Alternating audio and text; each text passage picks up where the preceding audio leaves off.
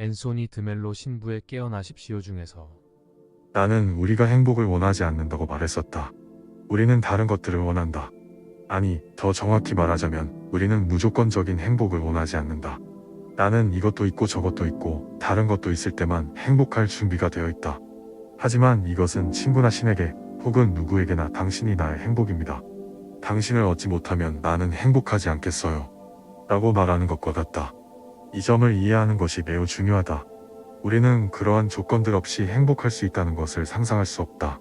그 말이 맞다. 우리는 그 조건들 없이는 행복할 수 있다는 것을 상상하지 못한다. 우리는 행복을 그 조건들에 두도록 배워왔다. 그러니 우리가 깨어나고 싶다면, 즉 사랑하고 싶다면, 자유롭고 싶다면, 기쁨과 평화와 영성을 원한다면 가장 먼저 해야 할 일은 그것을 깨닫는 것이다. 그런 의미에서 영성은 이 세상에서 가장 실용적인 것이다. 나는 내가 정의한 영성보다 더 실용적인 것이 있다고 생각하는 사람에게 도전장을 던지고 싶다. 경건함, 헌신, 종교, 예배가 아닌 영성, 즉 깨어나는 것. 깨어나라, 깨어나라. 여기저기 가슴 아픈 일들을 봐라. 외로움, 두려움, 혼란, 사람들 마음속의 갈등, 내면의 갈등, 외적인 갈등을 봐라. 만약 누군가가 그 모든 것들을 없애는 방법을 제시한다면 어떻겠는가? 만약 누군가가 그 모든 갈등과 혼란으로부터 오는 엄청난 에너지, 건강, 감정의 소모를 멈추는 방법을 알려준다면 당신은 그것을 원하지 않겠는가? 만약 누군가가 우리에게 진정으로 서로를 사랑하고 평화를 이루고 사랑 속에 머물 수 있는 방법을 보여준다면 그것보다 더 실용적인 것이 있을까? 그런데도 사람들은 대기업이 더 실용적이라고, 정치가 더 실용적이라고, 과학이 더 실용적이라고 생각한다. 우리가 지구에서 살 수 없다면 사람을 달에 보내는 것이 무슨 소용이 있겠는가? 심리학이 영성보다 더 실용적일까? 영성보다 더 실용적인 것은 없다. 불쌍한 심리학자는 무엇을 할 수 있을까? 그는 그저 압박을 완화할 수 있을 뿐이다. 나도 심리학자이고 심리치료를 실천하지만 때로는 심리학과 영성 사이에서 선택해야 할 때 큰 갈등을 겪는다. 여기 있는 누군가에게 이 말이 이해가 될지 모르겠다. 나는 오랫동안 이 말이 이해되지 않았다. 설명하겠다. 그러다가 어느 날 갑자기 사람들이 모든 관계에 대해 환멸을 느낄 만큼 충분히 고통을 겪어야 한다는 사실을 깨달았다. 이 얼마나 끔찍한 생각인가. 그들은 관계에서 충분히 고통을 겪어야만 깨어나서 이제 그만 다른 사람에게 의존하지 않고 사는 더 나은 방법이 있어야 한다라고 말할 수 있다. 그런데 내가 심리치료사로서 무엇을 했던가? 사람들은 나에게 그들의 관계 문제, 의사소통 문제 등을 가지고 왔다. 때로는 내가 도움이 되기도 했다. 하지만 때로는 미안하게도 그렇지 않았다. 오히려 사람들이 계속 잠들어 있게 만들었다. 어쩌면 그들이 조금 더 고통을 겪었어야 했을지도 모른다. 어쩌면 그들이 바닥까지 치고 나서 이 모든 것이 지긋지긋해라고 말했어야 했을지도 모른다. 우리가 자신의 병에 질려야만 그것에서 벗어날 수 있다. 대부분의 사람들은 정신과 의사나 심리학자를 찾아가서 단지 안도감을 얻으려고 한다. 다시 말하지만 그들은 그 문제에서 벗어나기 위해서가 아니라 안도감을 얻기 위해 찾아가는 것이다. 불쌍한 심리학자들, 그들은 훌륭한 일을 하고 있다. 정말이다. 심리치료가 큰 도움이 되는 경우가 있다. 특히 당신이 미쳐가고 있을 때 광기에 휩싸일 것인지 아니면 신비주의자가 될 것인지 기로에 서 있을 때 말이다. 신비주의자는 광인의 반대이다. 깨어났다는 것을 나타내는 한 가지 징후가 무엇인지 아는가? 내가 미쳤나? 아니면 저 사람들이 미친 건가? 라고 스스로 묻기 시작할 때다. 실제로 그렇다. 우리는 미쳤다. 세상 전체가 미쳤다. 인증받을 만한 광인들이다. 우리가 정신병원에 갇히지 않는 유일한 이유는 너무 많은 사람들이 미쳐있기 때문이다. 그래서 우리는 미쳤다. 사랑, 관계, 행복, 기쁨, 모든 것에 대해 미친 생각을 가지고 산다. 나는 어느 정도까지 미쳤는지 깨달았다.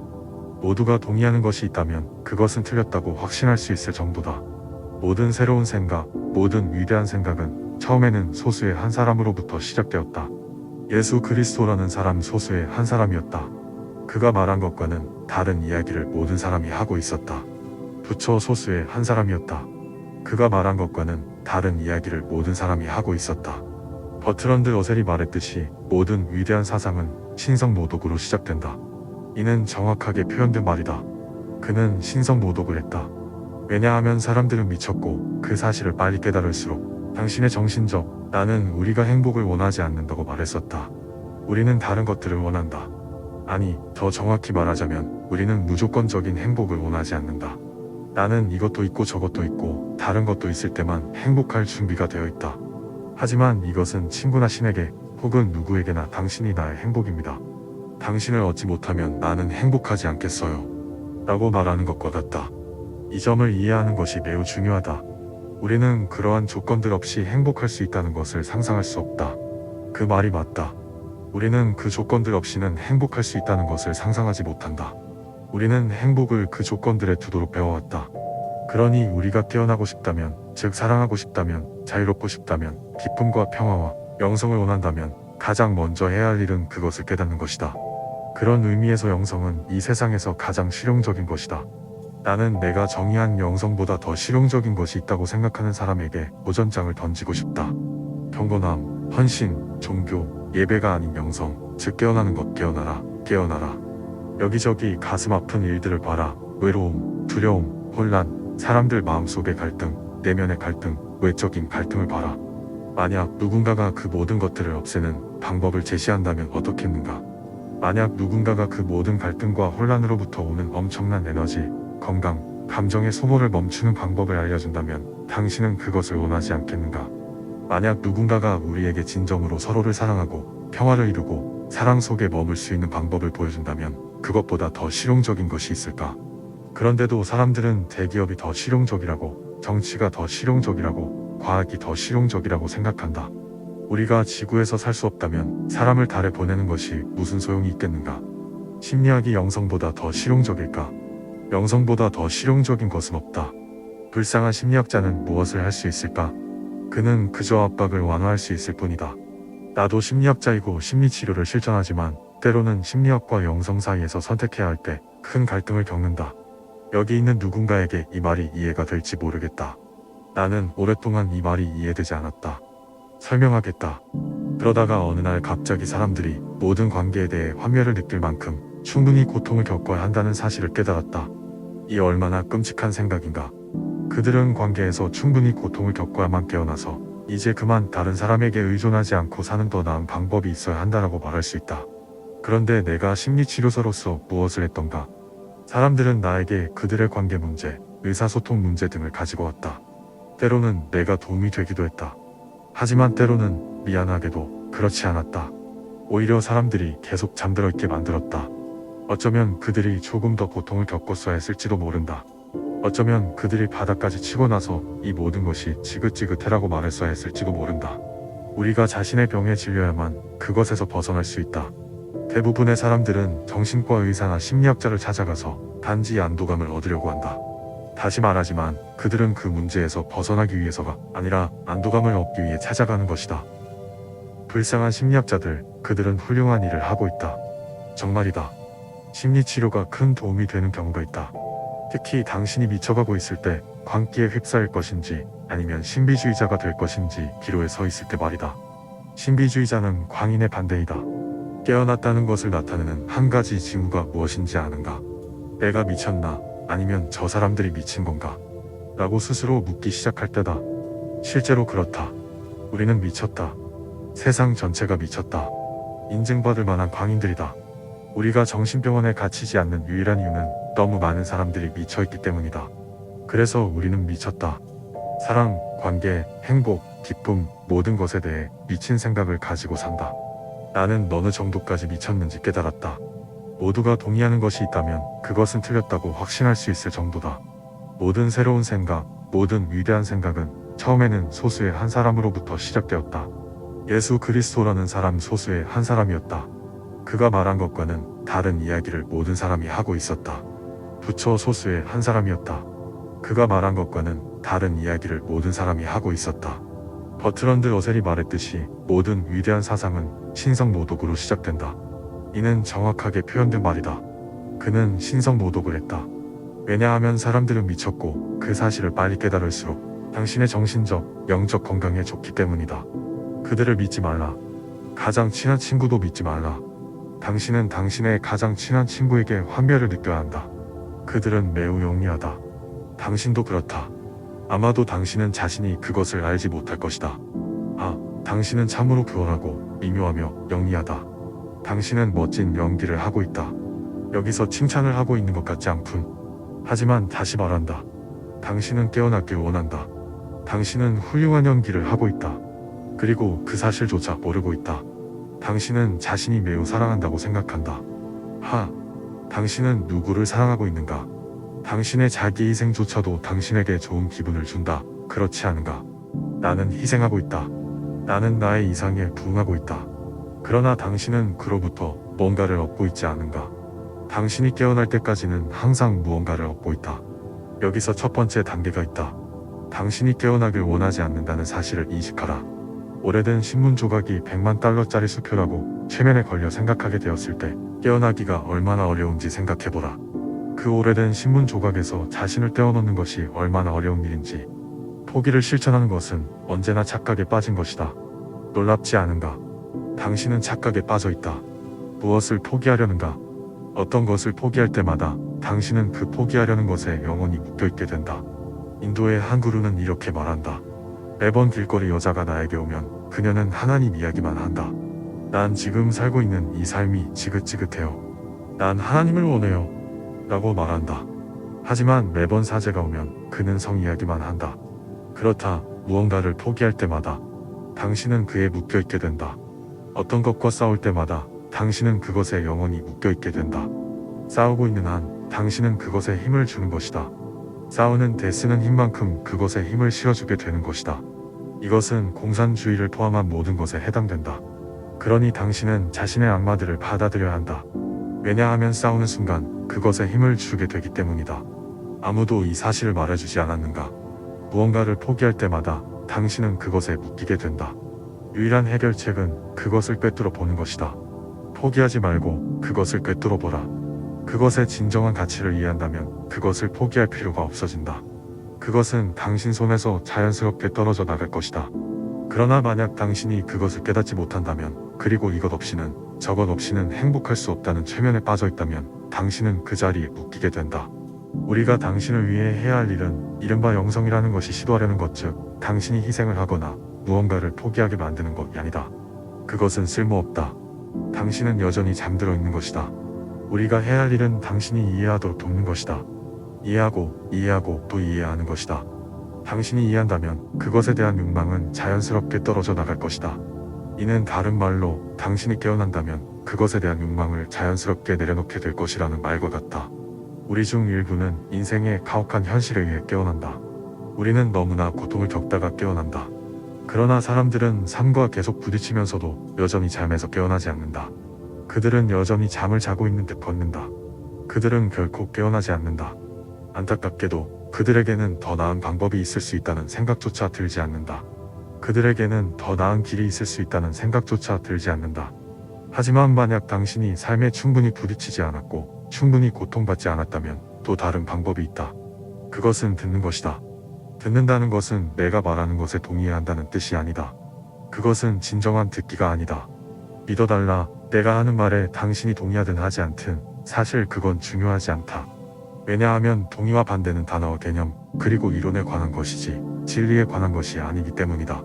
진리는 결코 말로 표현될 수 없다. 진리는 특정한 태도의 결과로 갑자기 드러나는 것이다. 당신이 내 말에 동의하지 않더라도 여전히 진리를 깨달을 수 있다. 그러나 중요한 것은 새로운 것을 발견하려는 열린 마음가짐을 가지는 것이다. 중요한 것은 내가 하는 말에 대한 동의나 반대가 아니라 새로운 것을 발견하려는 태도다. 결국 내가 당신에게 주는 대부분은 이론일 뿐이다. 어떤 이론도 현실을 완전히 설명하지 못한다.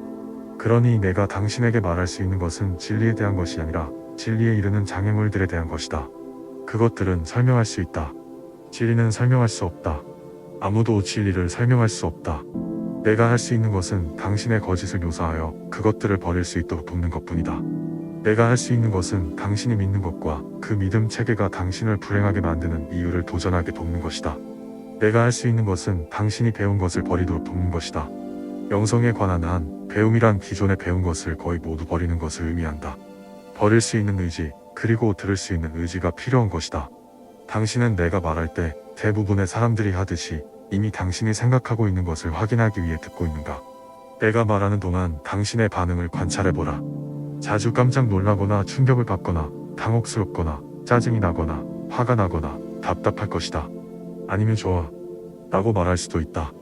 하지만 당신은 이미 알고 있는 것을 확인하려고 듣고 있는가?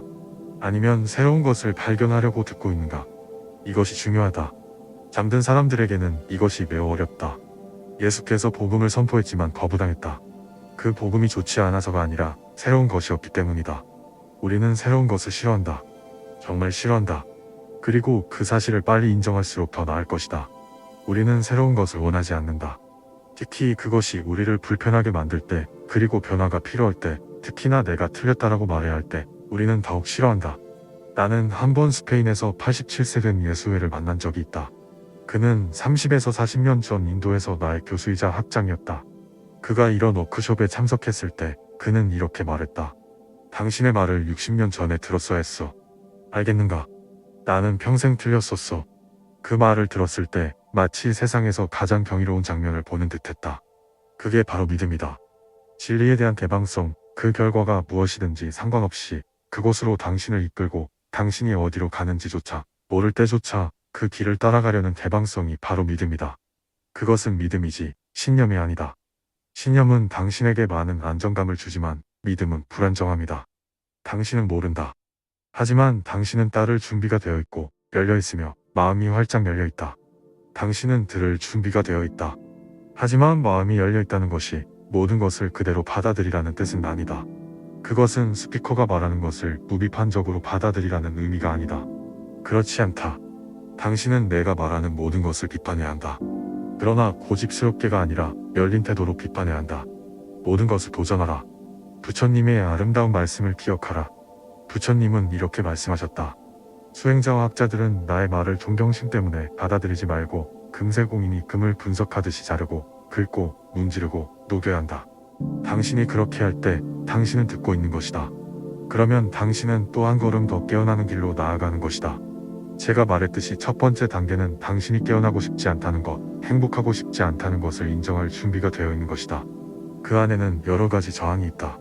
두 번째 단계는 이해할 준비, 듣고 도전할 준비, 당신의 전체 신념 체계를 도전할 준비가 되어 있는 것이다. 단순히 종교적 신념뿐만 아니라 정치적 신념, 사회적 신념, 심리적 신념 등 모든 신념을 포함한다. 부처님의 은유처럼 그것들을 모두 재평가할 준비가 되어 있어야 한다. 여기에서 그렇게 할 수 있는 기회를 많이 드리겠다. 인생은 연회와 같다. 비극은 대부분의 사람들이 굶어 죽는다는 것이다. 바로 그 이야기를 하고 있는 것이다. 브라질 해안에서 뗏목을 타고 떠다니며 갈증에 허덕이는 사람들에 대한 이야기가 있다. 그들은 자신들이 떠있는 물이 신선한 물이라는 사실을 전혀 몰랐다. 강물이 너무나도 세차게 바다로 흘러들어 몇 마일이나 퍼져나갔기에 그들이 있는 곳에도 신선한 물이 있었다. 하지만 그들은 몰랐다. 마찬가지로 우리는 기쁨과 행복, 사랑으로 둘러싸여 있지만 대부분의 사람들은 그것을 전혀 인식하지 못한다. 그 이유는 그들이 세뇌되고 최면에 걸려 있으며 잠들어 있기 때문이다. 무대 마술사가 사람을 최면에 걸어 보이지 않는 것을 보게 하고 보이는 것을 보지 못하게 하는 상황을 상상해보라. 그것이 바로 우리가 처한 현실이다. 회개하고 기쁜 소식을 받아들이라. 회개하라. 깨어나라. 당신의 죄 때문에 울지 마라. 당신이 잠든 상태에서 저지른 죄 때문에 울어야 하나? 당신이 최면에 걸린 상태에서 한 일 때문에 울어야 하나? 왜 그런 사람과 동일시하고 싶어 하나? 깨어나라. 회개하라. 새로운 마음을 가지라. 세상을 새롭게 보는 방식을 받아들이라. 왕국이 여기에 있다는 사실을 받아들이라. 대부분의 그리스도인들은 이를 심각하게 받아들이지 않는다. 첫 번째로 해야 할 일은 깨어나는 것이다. 당신은 깨어나고 싶지 않다는 사실을 직면해야 한다. 최면에 걸려 믿게 된 것들, 당신에게 너무나도 소중하게 느껴지는 것들을 계속 붙들고 싶어 한다. 그 다음으로는 이해해야 한다. 어쩌면 당신이 잘못된 생각을 가지고 있고 그 생각들이 당신의 인생에 영향을 미쳐 혼란을 일으키고 있다는 사실을 인정해야 한다. 사랑, 자유, 행복에 대한 생각들이 말이다. 그리고 그런 생각들을 도전하는 사람의 말을 듣는 것은 쉽지 않다. 세뇌에 대한 흥미로운 연구들이 있다. 그 연구들은 당신이 자신의 생각이 아닌 다른 사람의 생각을 받아들였을 때, 즉 내면화했을 때 당신이 세뇌되었다는 사실을 보여준다. 놀라운 것은 그 생각을 위해 목숨을 걸 준비가 되어 있다는 것이다. 이상하지 않은가? 당신이 세뇌되었는지 내면화된 신념과 신조를 가지고 있는지 알아볼 수 있는 첫 번째 시험은 그 신념이 공격당할 때 일어난다. 그때 당신은 충격을 받고 감정적으로 반응하게 된다. 이것이 완벽하지는 않지만 꽤나 좋은 신호이다. 당신은 결코 자신의 것이 아니었던 생각을 위해 목숨을 걸 준비가 되어 있다. 테러리스트나 성자는 어떤 생각을 온전히 받아들여 그 생각을 위해 목숨을 걸 준비가 되어 있다. 감정적일 때든 감정적이지 않을 때든 듣는 것은 쉽지 않다. 듣는 사람은 항상 자신의 프로그램, 조건화된 상태, 최면에 걸린 상태에서 듣고 있다. 그들은 자주 최면 상태나 조건화된 상태에서 모든 것을 해석한다. 우리는 모두 자신의 입장을 가지고 있다. 그리고 그 입장에서 듣는다. 이처럼 사람들에게 어떻게 듣게 할 수 있을까? 세상에서 가장 어려운 일은 듣는 것, 보는 것이다. 우리는 보고 싶어 하지 않는다. 자본가가 공산주의 체제에서 좋은 것을 보고 싶어 할까? 공산주의자가 자본주의 체제에서 좋은 점을 보고 싶어 할까? 부자가 가난한 사람들을 보고 싶어 할까? 우리는 보고 싶어 하지 않는다. 왜냐하면 우리가 보게 된다면 변할지도 모르기 때문이다. 우리는 보고 싶어 하지 않는다. 만약 당신이 보게 되면 당신이 그렇게 어렵게 유지하고 있는 삶의 통제를 잃게 될 것이다. 그래서 깨어나기 위해 가장 필요한 것은 에너지나 힘, 젊음 또는 큰 지능이 아니다. 가장 필요한 것은 새로운 것을 배울 준비가 되어 있는 마음이다. 당신이 깨어날 가능성은 진실을 받아들일 수 있는 능력에 비례한다. 진실을 얼마나 받아들일 수 있는가? 당신이 소중히 여겨 모든 것들이 산산이 부서지는 것을 견딜 준비가 되어 있는가? 익숙하지 않은 것을 생각할 준비가 되어 있는가? 첫 번째 반응은 두려움이다. 우리가 두려워하는 것은 미지의 것이 아니다. 우리는 알지 못하는 것을 두려워할 수 없다. 아무도 미지의 것을 두려워하지 않는다. 당신이 정말로 두려워하는 것은 익숙한 것의 상실이다. 예를 들어 우리가 하는 모든 일이 이기심으로 오염되어 있다는 점을 지적하였다. 이는 듣기 어려운 이야기이다. 하지만 잠시 생각해보아라. 조금 더 깊이 들어가 보겠다. 당신이 하는 모든 일이 이기심에서 비롯된다면 깨달은 것이든 아니든 그러면 당신의 자선 활동과 모든 선한 행동에 대해 어떻게 느낄 것인가?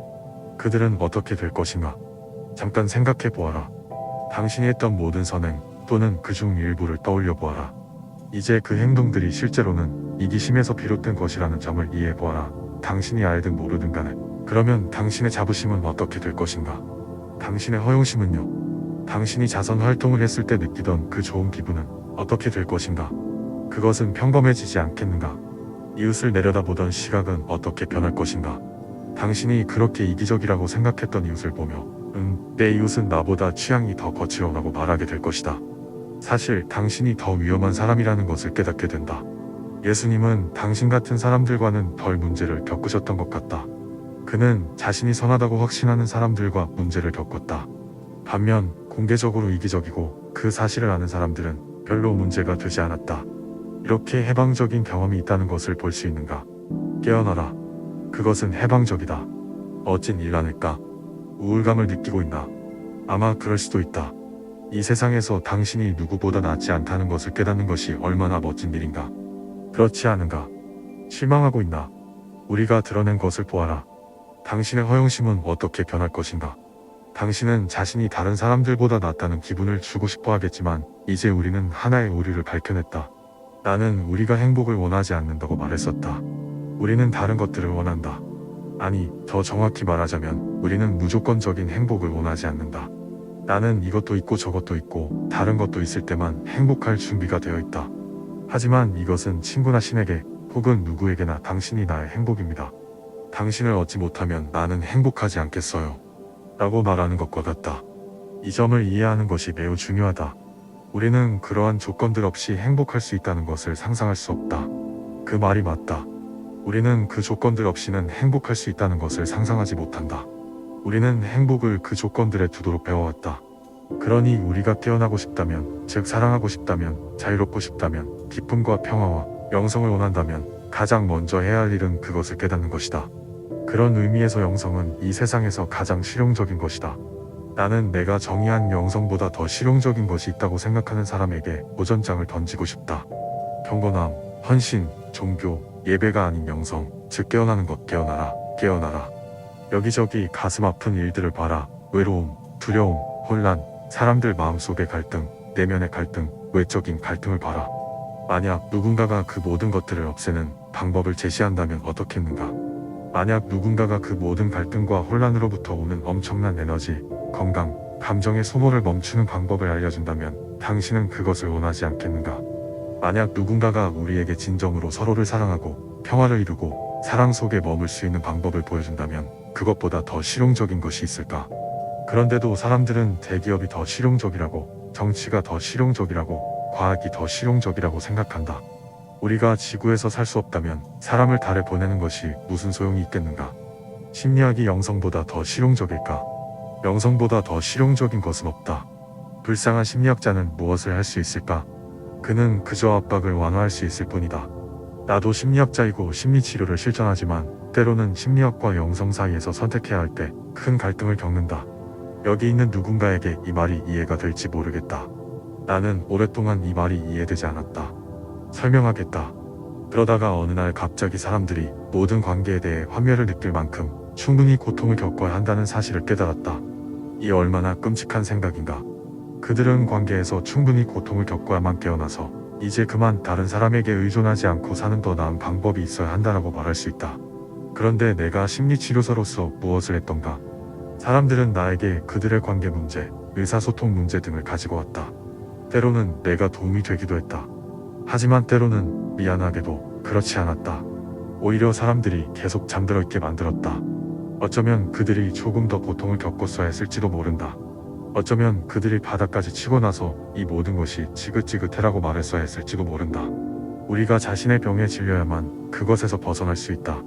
대부분의 사람들은 정신과 의사나 심리학자를 찾아가서 단지 안도감을 얻으려고 한다. 다시 말하지만 그들은 그 문제에서 벗어나기 위해서가 아니라 안도감을 얻기 위해 찾아가는 것이다. 불쌍한 심리학자들, 그들은 훌륭한 일을 하고 있다. 정말이다. 심리치료가 큰 도움이 되는 경우가 있다. 특히 당신이 미쳐가고 있을 때 광기에 휩싸일 것인지 아니면 신비주의자가 될 것인지 기로에 서 있을 때 말이다. 신비주의자는 광인의 반대이다. 깨어났다는 것을 나타내는 한 가지 징후가 무엇인지 아는가? 내가 미쳤나? 아니면 저 사람들이 미친 건가? 라고 스스로 묻기 시작할 때다. 실제로 그렇다. 우리는 미쳤다. 세상 전체가 미쳤다. 인증받을 만한 광인들이다. 우리가 정신병원에 갇히지 않는 유일한 이유는 너무 많은 사람들이 미쳐있기 때문이다. 그래서 우리는 미쳤다. 사랑, 관계, 행복, 기쁨, 모든 것에 대해 미친 생각을 가지고 산다. 나는 어느 정도까지 미쳤는지 깨달았다. 모두가 동의하는 것이 있다면 그것은 틀렸다고 확신할 수 있을 정도다. 모든 새로운 생각, 모든 위대한 생각은 처음에는 소수의 한 사람으로부터 시작되었다. 예수 그리스도라는 사람 소수의 한 사람이었다. 그가 말한 것과는 다른 이야기를 모든 사람이 하고 있었다. 부처 소수의 한 사람이었다. 그가 말한 것과는 다른 이야기를 모든 사람이 하고 있었다. 버트런드 러셀이 말했듯이 모든 위대한 사상은 신성모독으로 시작된다. 이는 정확하게 표현된 말이다. 그는 신성모독을 했다. 왜냐하면 사람들은 미쳤고 그 사실을 빨리 깨달을수록 당신의 정신적, 영적 건강에 좋기 때문이다. 그들을 믿지 말라. 가장 친한 친구도 믿지 말라. 당신은 당신의 가장 친한 친구에게 환멸을 느껴야 한다. 그들은 매우 영리하다. 당신도 그렇다. 아마도 당신은 자신이 그것을 알지 못할 것이다. 당신은 참으로 교활하고 미묘하며 영리하다. 당신은 멋진 연기를 하고 있다. 여기서 칭찬을 하고 있는 것 같지 않군. 하지만 다시 말한다. 당신은 깨어나길 원한다. 당신은 훌륭한 연기를 하고 있다. 그리고 그 사실조차 모르고 있다. 당신은 자신이 매우 사랑한다고 생각한다. 당신은 누구를 사랑하고 있는가? 당신의 자기 희생조차도 당신에게 좋은 기분을 준다. 그렇지 않은가? 나는 희생하고 있다. 나는 나의 이상에 부응하고 있다. 그러나 당신은 그로부터 뭔가를 얻고 있지 않은가? 당신이 깨어날 때까지는 항상 무언가를 얻고 있다. 여기서 첫 번째 단계가 있다. 당신이 깨어나길 원하지 않는다는 사실을 인식하라. 오래된 신문 조각이 100만 달러짜리 수표라고 최면에 걸려 생각하게 되었을 때 깨어나기가 얼마나 어려운지 생각해보라. 그 오래된 신문 조각에서 자신을 떼어놓는 것이 얼마나 어려운 일인지. 포기를 실천하는 것은 언제나 착각에 빠진 것이다. 놀랍지 않은가? 당신은 착각에 빠져 있다. 무엇을 포기하려는가? 어떤 것을 포기할 때마다 당신은 그 포기하려는 것에 영원히 묶여있게 된다. 인도의 한 구루는 이렇게 말한다. 매번 길거리 여자가 나에게 오면 그녀는 하나님 이야기만 한다. 난 지금 살고 있는 이 삶이 지긋지긋해요. 난 하나님을 원해요. 라고 말한다. 하지만 매번 사제가 오면 그는 성 이야기만 한다. 그렇다. 무언가를 포기할 때마다 당신은 그에 묶여있게 된다. 어떤 것과 싸울 때마다 당신은 그것에 영원히 묶여있게 된다. 싸우고 있는 한 당신은 그것에 힘을 주는 것이다. 싸우는 데 쓰는 힘만큼 그것에 힘을 실어주게 되는 것이다. 이것은 공산주의를 포함한 모든 것에 해당된다. 그러니 당신은 자신의 악마들을 받아들여야 한다. 왜냐하면 싸우는 순간 그것에 힘을 주게 되기 때문이다. 아무도 이 사실을 말해주지 않았는가? 무언가를 포기할 때마다 당신은 그것에 묶이게 된다. 유일한 해결책은 그것을 꿰뚫어 보는 것이다. 포기하지 말고 그것을 꿰뚫어 보라. 그것의 진정한 가치를 이해한다면 그것을 포기할 필요가 없어진다. 그것은 당신 손에서 자연스럽게 떨어져 나갈 것이다. 그러나 만약 당신이 그것을 깨닫지 못한다면, 그리고 이것 없이는, 저것 없이는 행복할 수 없다는 최면에 빠져 있다면 당신은 그 자리에 묶이게 된다. 우리가 당신을 위해 해야 할 일은 이른바 영성이라는 것이 시도하려는 것, 즉 당신이 희생을 하거나 무언가를 포기하게 만드는 것이 아니다. 그것은 쓸모없다. 당신은 여전히 잠들어 있는 것이다. 우리가 해야 할 일은 당신이 이해하도록 돕는 것이다. 이해하고 또 이해하는 것이다. 당신이 이해한다면 그것에 대한 욕망은 자연스럽게 떨어져 나갈 것이다. 이는 다른 말로 당신이 깨어난다면 그것에 대한 욕망을 자연스럽게 내려놓게 될 것이라는 말과 같다.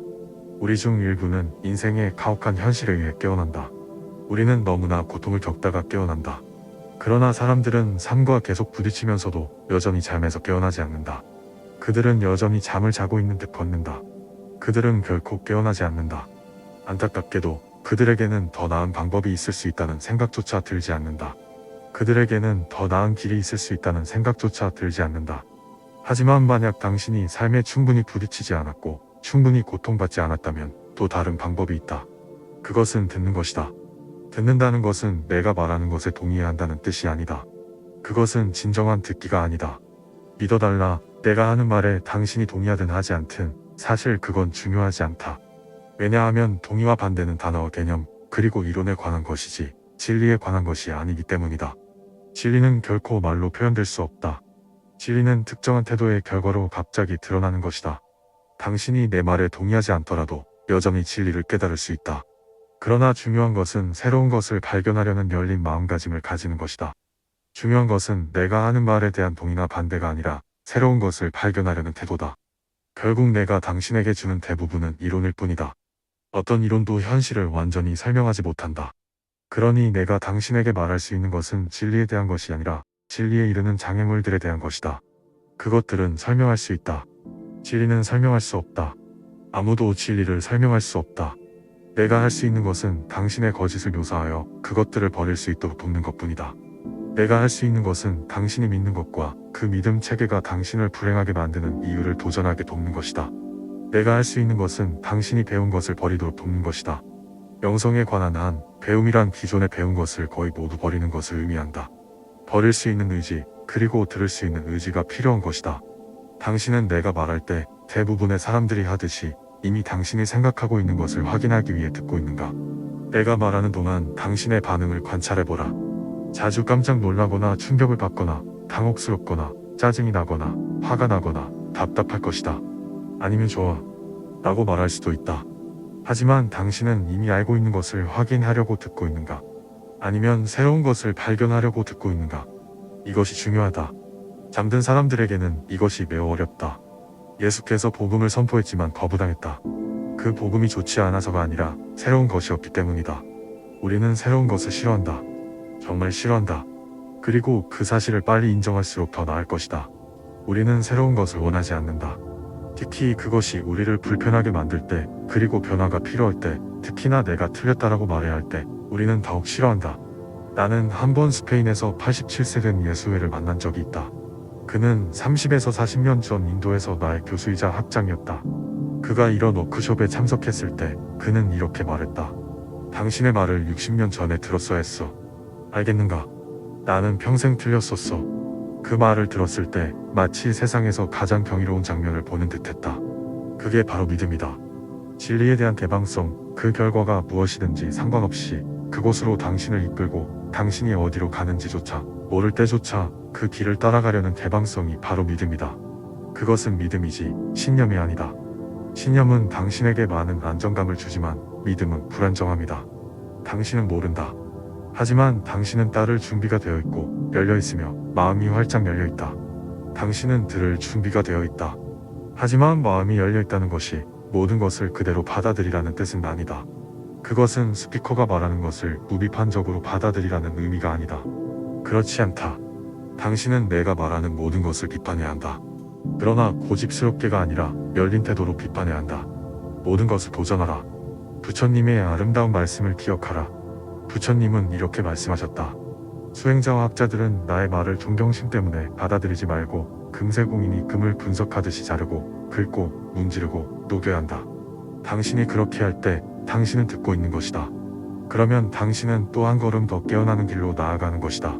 제가 말했듯이 첫 번째 단계는 당신이 깨어나고 싶지 않다는 것, 행복하고 싶지 않다는 것을 인정할 준비가 되어 있는 것이다. 그 안에는 여러 가지 저항이 있다. 두 번째 단계는 이해할 준비, 듣고 도전할 준비, 당신의 전체 신념 체계를 도전할 준비가 되어 있는 것이다.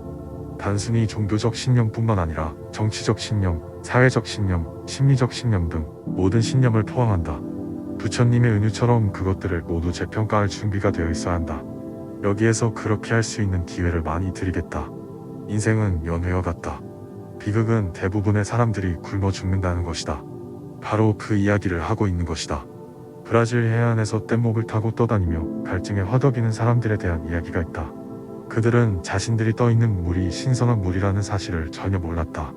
강물이 너무나도 세차게 바다로 흘러들어 몇 마일이나 퍼져나갔기에 그들이 있는 곳에도 신선한 물이 있었다. 하지만 그들은 몰랐다.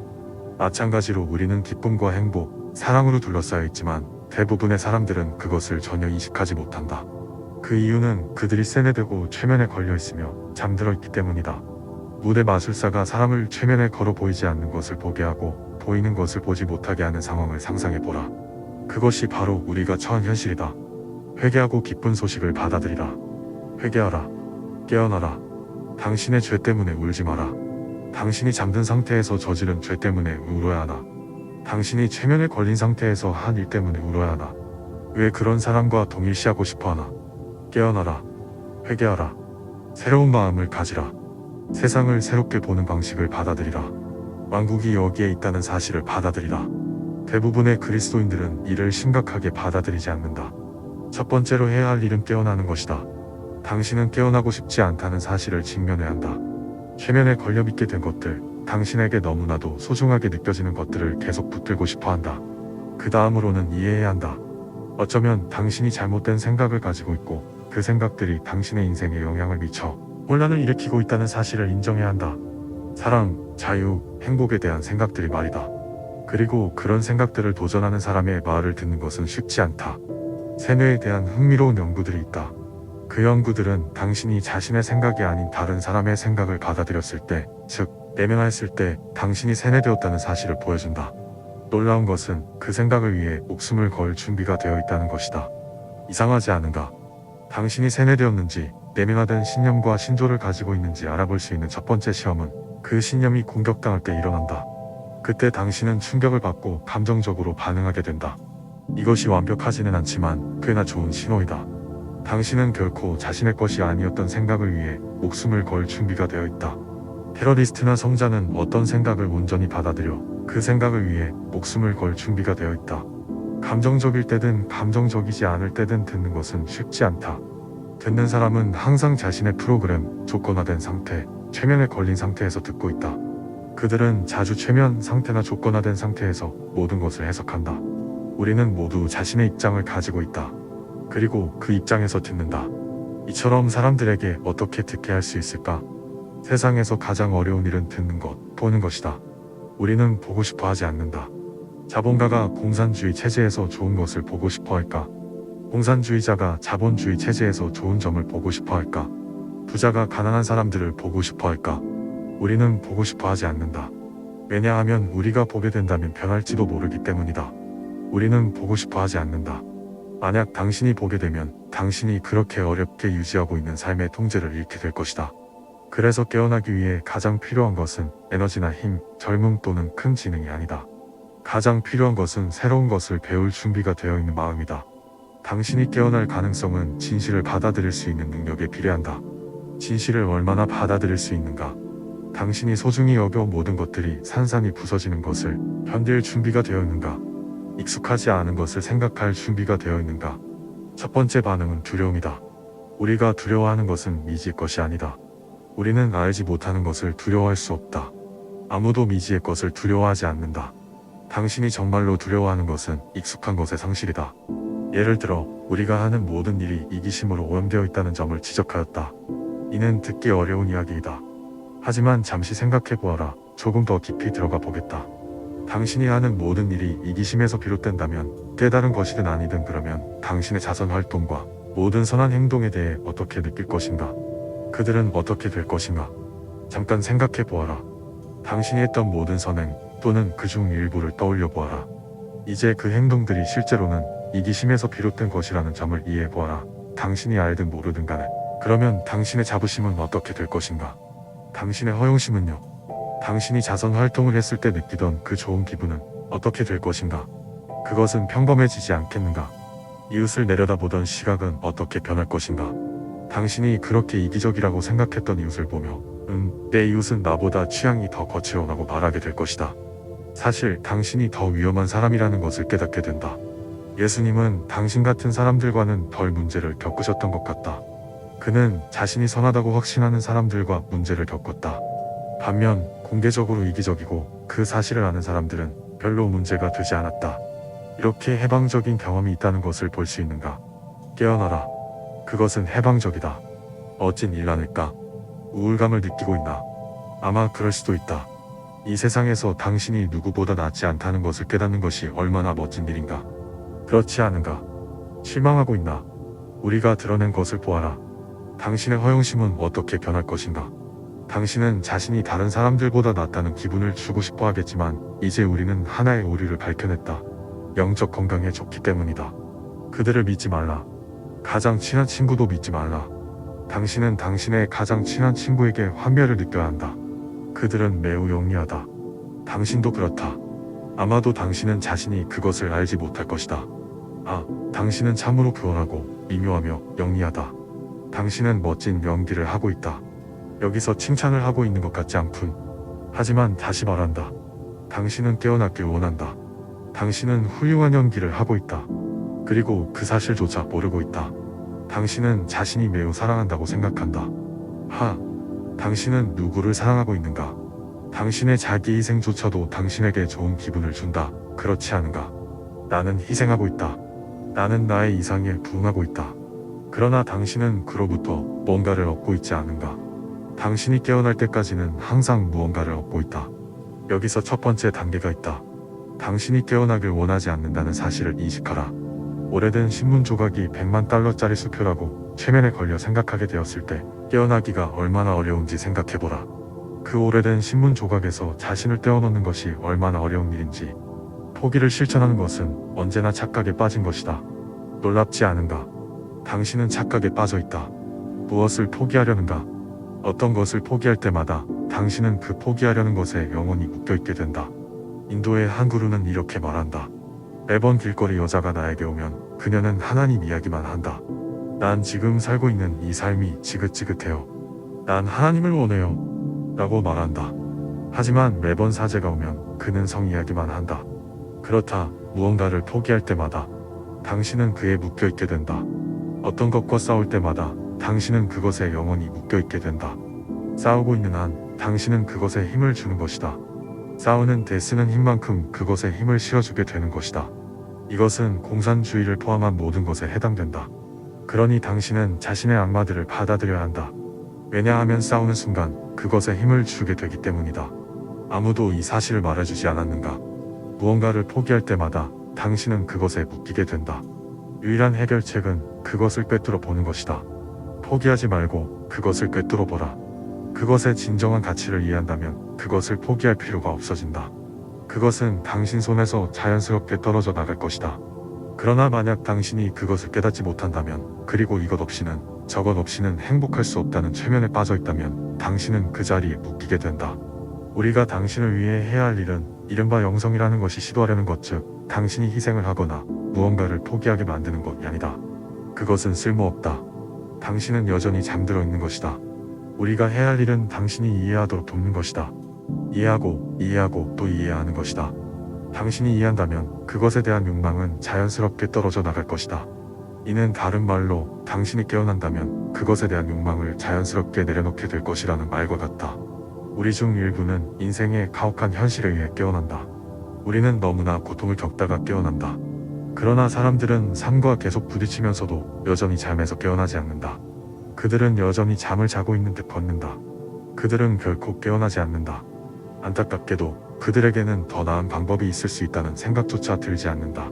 그들에게는 더 나은 길이 있을 수 있다는 생각조차 들지 않는다. 하지만 만약 당신이 삶에 충분히 부딪히지 않았고 충분히 고통받지 않았다면 또 다른 방법이 있다. 그것은 듣는 것이다. 듣는다는 것은 내가 말하는 것에 동의해야 한다는 뜻이 아니다. 그것은 진정한 듣기가 아니다. 믿어달라. 내가 하는 말에 당신이 동의하든 하지 않든 사실 그건 중요하지 않다. 왜냐하면 동의와 반대는 단어와 개념 그리고 이론에 관한 것이지 진리에 관한 것이 아니기 때문이다. 진리는 결코 말로 표현될 수 없다. 진리는 특정한 태도의 결과로 갑자기 드러나는 것이다. 당신이 내 말에 동의하지 않더라도 여전히 진리를 깨달을 수 있다. 그러나 중요한 것은 새로운 것을 발견하려는 열린 마음가짐을 가지는 것이다. 중요한 것은 내가 하는 말에 대한 동의나 반대가 아니라 새로운 것을 발견하려는 태도다. 결국 내가 당신에게 주는 대부분은 이론일 뿐이다. 어떤 이론도 현실을 완전히 설명하지 못한다. 그러니 내가 당신에게 말할 수 있는 것은 진리에 대한 것이 아니라 진리에 이르는 장애물들에 대한 것이다. 그것들은 설명할 수 있다. 진리는 설명할 수 없다. 아무도 진리를 설명할 수 없다. 내가 할 수 있는 것은 당신의 거짓을 묘사하여 그것들을 버릴 수 있도록 돕는 것뿐이다. 내가 할 수 있는 것은 당신이 믿는 것과 그 믿음 체계가 당신을 불행하게 만드는 이유를 도전하게 돕는 것이다. 내가 할 수 있는 것은 당신이 배운 것을 버리도록 돕는 것이다. 영성에 관한 한, 배움이란 기존에 배운 것을 거의 모두 버리는 것을 의미한다. 버릴 수 있는 의지, 그리고 들을 수 있는 의지가 필요한 것이다. 당신은 내가 말할 때 대부분의 사람들이 하듯이 이미 당신이 생각하고 있는 것을 확인하기 위해 듣고 있는가? 내가 말하는 동안 당신의 반응을 관찰해보라. 자주 깜짝 놀라거나 충격을 받거나 당혹스럽거나 짜증이 나거나 화가 나거나 답답할 것이다. 아니면 좋아 라고 말할 수도 있다. 하지만 당신은 이미 알고 있는 것을 확인하려고 듣고 있는가? 아니면 새로운 것을 발견하려고 듣고 있는가? 이것이 중요하다. 잠든 사람들에게는 이것이 매우 어렵다. 예수께서 복음을 선포했지만 거부당했다. 그 복음이 좋지 않아서가 아니라 새로운 것이었기 때문이다. 우리는 새로운 것을 싫어한다. 정말 싫어한다. 그리고 그 사실을 빨리 인정할수록 더 나을 것이다. 우리는 새로운 것을 원하지 않는다. 특히 그것이 우리를 불편하게 만들 때, 그리고 변화가 필요할 때, 특히나 내가 틀렸다라고 말해야 할 때, 우리는 더욱 싫어한다. 나는 한 번 스페인에서 87세 된 예수회를 만난 적이 있다. 그는 30에서 40년 전 인도에서 나의 교수이자 학장이었다. 그가 이런 워크숍에 참석했을 때 그는 이렇게 말했다. 당신의 말을 60년 전에 들었어야 했어. 알겠는가? 나는 평생 틀렸었어. 그 말을 들었을 때 마치 세상에서 가장 경이로운 장면을 보는 듯했다. 그게 바로 믿음이다. 진리에 대한 개방성, 그 결과가 무엇이든지 상관없이 그곳으로 당신을 이끌고 당신이 어디로 가는지조차 모를 때조차 그 길을 따라가려는 개방성이 바로 믿음이다. 그것은 믿음이지 신념이 아니다. 신념은 당신에게 많은 안정감을 주지만 믿음은 불안정함이다. 당신은 모른다. 하지만 당신은 따를 준비가 되어 있고 열려 있으며 마음이 활짝 열려 있다. 당신은 들을 준비가 되어 있다. 하지만 마음이 열려 있다는 것이 모든 것을 그대로 받아들이라는 뜻은 아니다. 그것은 스피커가 말하는 것을 무비판적으로 받아들이라는 의미가 아니다. 그렇지 않다. 당신은 내가 말하는 모든 것을 비판해야 한다. 그러나 고집스럽게가 아니라 열린 태도로 비판해야 한다. 모든 것을 도전하라. 부처님의 아름다운 말씀을 기억하라. 부처님은 이렇게 말씀하셨다. 수행자와 학자들은 나의 말을 존경심 때문에 받아들이지 말고 금세공인이 금을 분석하듯이 자르고 긁고 문지르고 녹여야 한다. 당신이 그렇게 할 때 당신은 듣고 있는 것이다. 그러면 당신은 또 한 걸음 더 깨어나는 길로 나아가는 것이다. 제가 말했듯이 첫 번째 단계는 당신이 깨어나고 싶지 않다는 것, 행복하고 싶지 않다는 것을 인정할 준비가 되어 있는 것이다. 그 안에는 여러 가지 저항이 있다. 두 번째 단계는 이해할 준비, 듣고 도전할 준비, 당신의 전체 신념 체계를 도전할 준비가 되어 있는 것이다. 단순히 종교적 신념뿐만 아니라 정치적 신념, 사회적 신념, 심리적 신념 등 모든 신념을 포함한다. 부처님의 은유처럼 그것들을 모두 재평가할 준비가 되어 있어야 한다. 여기에서 그렇게 할 수 있는 기회를 많이 드리겠다. 인생은 연회와 같다. 비극은 대부분의 사람들이 굶어 죽는다는 것이다. 바로 그 이야기를 하고 있는 것이다. 브라질 해안에서 뗏목을 타고 떠다니며 갈증에 허덕이는 사람들에 대한 이야기가 있다. 그들은 자신들이 떠있는 물이 신선한 물이라는 사실을 전혀 몰랐다. 강물이 너무나도 세차게 바다로 흘러들어 몇 마일이나 퍼져나갔기에 그들이 있는 곳에도 신선한 물이 있었다. 하지만 그들은 몰랐다. 마찬가지로 우리는 기쁨과 행복, 사랑으로 둘러싸여 있지만 대부분의 사람들은 그것을 전혀 인식하지 못한다. 그 이유는 그들이 세뇌되고 최면에 걸려 있으며 잠들어 있기 때문이다. 무대 마술사가 사람을 최면에 걸어 보이지 않는 것을 보게 하고 보이는 것을 보지 못하게 하는 상황을 상상해 보라. 그것이 바로 우리가 처한 현실이다. 회개하고 기쁜 소식을 받아들이라. 회개하라. 깨어나라. 당신의 죄 때문에 울지 마라. 당신이 잠든 상태에서 저지른 죄 때문에 울어야 하나? 당신이 최면에 걸린 상태에서 한 일 때문에 울어야 하나? 왜 그런 사람과 동일시하고 싶어 하나? 깨어나라. 회개하라. 새로운 마음을 가지라. 세상을 새롭게 보는 방식을 받아들이라. 왕국이 여기에 있다는 사실을 받아들이라.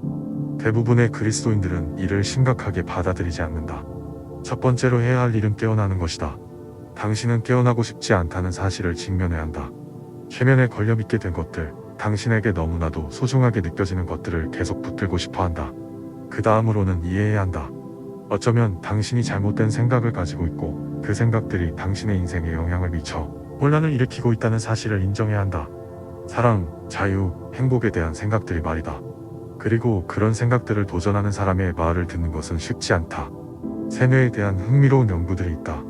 그 연구들은 당신이 자신의 생각이 아닌 다른 사람의 생각을 받아들였을 때, 즉 내면화했을 때 당신이 세뇌되었다는 사실을 보여준다.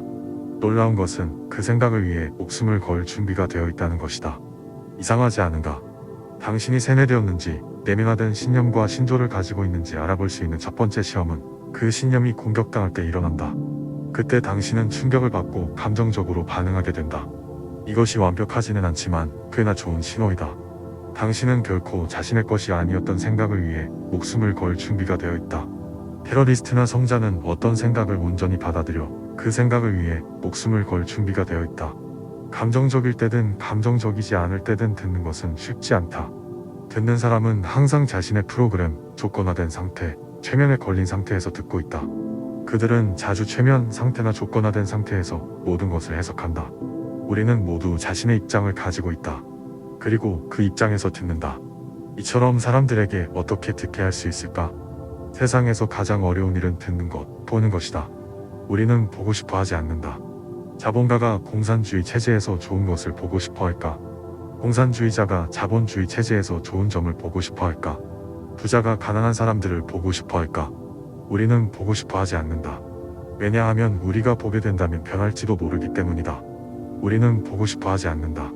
만약 당신이 보게 되면 당신이 그렇게 어렵게 유지하고 있는 삶의 통제를 잃게 될 것이다. 그래서 깨어나기 위해 가장 필요한 것은 에너지나 힘, 젊음 또는 큰 지능이 아니다. 가장 필요한 것은 새로운 것을 배울 준비가 되어 있는 마음이다. 당신이 깨어날 가능성은 진실을 받아들일 수 있는 능력에 비례한다. 진실을 얼마나 받아들일 수 있는가?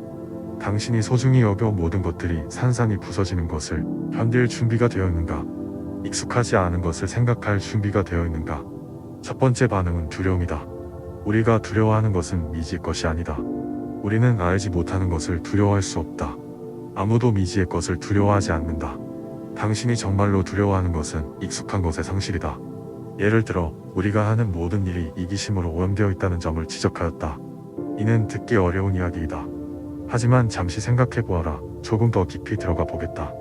당신이 하는 모든 일이 이기심에서 비롯된다면 깨달은 것이든 아니든 그러면 당신의 자선 활동과 모든 선한 행동에 대해 어떻게 느낄 것인가? 그들은 어떻게 될 것인가? 잠깐 생각해 보아라. 당신이 했던 모든 선행 또는 그중 일부를 떠올려 보아라. 이제 그 행동들이 실제로는 이기심에서 비롯된 것이라는 점을 이해해 보아라. 당신이 알든 모르든 간에. 그러면 당신의 자부심은 어떻게 될 것인가? 당신의 허영심은요? 당신이 자선 활동을 했을 때 느끼던 그 좋은 기분은 어떻게 될 것인가? 그것은 평범해지지 않겠는가? 이웃을 내려다보던 시각은 어떻게 변할 것인가? 당신이 그렇게 이기적이라고 생각했던 이웃을 보며 내 이웃은 나보다 취향이 더 거칠어라고 말하게 될 것이다. 사실 당신이 더 위험한 사람이라는 것을 깨닫게 된다. 예수님은 당신 같은 사람들과는 덜 문제를 겪으셨던 것 같다. 그는 자신이 선하다고 확신하는 사람들과 문제를 겪었다. 반면 공개적으로 이기적이고 그 사실을 아는 사람들은 별로 문제가 되지 않았다. 이렇게 해방적인 경험이 있다는 것을 볼 수 있는가? 깨어나라. 그것은 해방적이다. 어찐 일라닐까? 우울감을 느끼고 있나? 아마 그럴 수도 있다. 이 세상에서 당신이 누구보다 낫지 않다는 것을 깨닫는 것이 얼마나 멋진 일인가? 그렇지 않은가? 실망하고 있나? 우리가 드러낸 것을 보아라. 당신의 허영심은 어떻게 변할 것인가? 당신은 자신이 다른 사람들보다 낫다는 기분을 주고 싶어 하겠지만 이제 우리는 하나의 오류를 밝혀냈다.